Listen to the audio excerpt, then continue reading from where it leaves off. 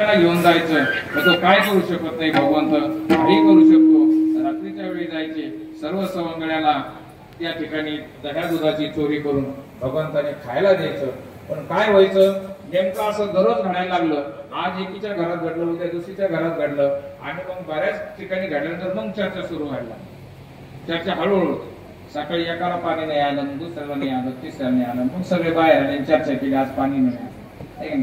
तसंच होतंय. आज एका जणाच्या घरी चोरी झाली, उद्या दुसऱ्या ठिकाणी झाली, सवळ्या वेळेला एकत्र आल्या चोरी करतय. पण नेमकं चोरी करतोय कोण? चोर सापडत नाही.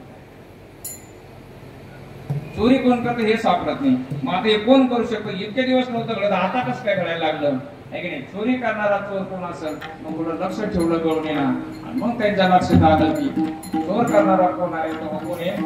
मनती नंदाची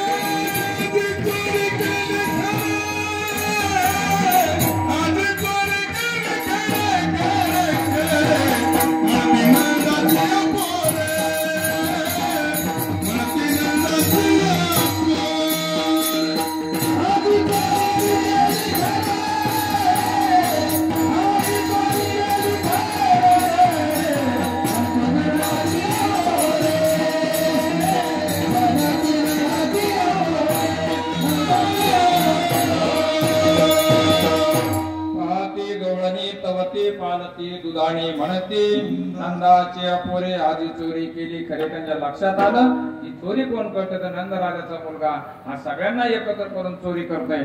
मग आता याचा उपाय काय करायचा? मग त्यांनी सांगितलं त्याला विलाज एकच आहे की सगळ्या गवळणी एकत्र आल्या आणि सगळ्यांनी एकत्र येऊन सगळ्यांनी विचार केला की आपण आता हे कोणाला सांगायला पाहिजे? यशोदा मातेला. आणि मग सगळ्या गवळणी एकत्र आल्या, यशोदे मातेकडे गेल्या आणि गाढाने सांगायला सुरुवात केली यशोदे मातेला. गवळणीला गाढाने सांगितले यशोदा माते की तुझा पोरग काय करतोय नेमकं, त्याच्या फळ्या काय आहेत, तो काय चोरी करतोय, काय आम्हाला त्रास देतोय. की गाढाने गवळणी सांगतात कुणाला? यशोदे मातेला. म्हणजे गवळणीला गाढाने सांगितले काय खोडी केली विचारलं. त्यांनी सांगितलं काय नाही, रात्री आला आमच्या घरा, रात्री येतो काय करतो सवंगडी आणतो. बरं तो खायला खातो, खातो ते खातो आणि ते खाऊन सगळ्याला खाऊ घालतो. सगळ्याला खाऊन उरलं सुरलं आमच्या सोन्याच्या तोंडाला लावून देतो. आपण खातो